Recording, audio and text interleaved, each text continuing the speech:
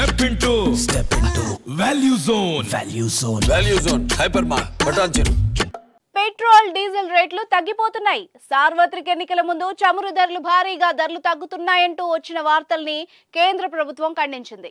చమురు ధరల తగ్గింపుపై జరుగుతున్న ప్రచారం అవాస్తవమని కేంద్ర పెట్రోలియం శాఖ మంత్రి హర్దీప్ సింగ్ పురి క్లారిటీ ఇచ్చారు. చమురు ధరల తగ్గింపుపై ఆయిల్ మార్కెటింగ్ కంపెనీలతో ఎలాంటి చర్చలు జరగలేదని తెలిపారు. ఓవైపు అంతర్జాతీయంగా చమురు ధరలు తగ్గడం, మరోవైపు సార్వత్రిక ఎన్నికలు దగ్గర పడుతూ ఉండడంతో కేంద్రం పెట్రోల్ డీజిల్ ధరలు తగ్గిస్తుందంటూ వార్తలొచ్చాయి. లీటర్కు 8 నుంచి 10 రూపాయల మేర తగ్గే అవకాశం ఉందని ప్రచారం జరిగింది. ఒకప్పటితో పోలిస్తే చమురు ధరలు గరిష్టాల నుంచి భారీగా తగ్గుముఖం పట్టిన నేపథ్యంలో ఆ మేర వినియోగదారులకు ప్రయోజనాన్ని బదిలీ చేయాలని ప్రభుత్వం యోచిస్తోందంటూ వార్తలొచ్చాయి.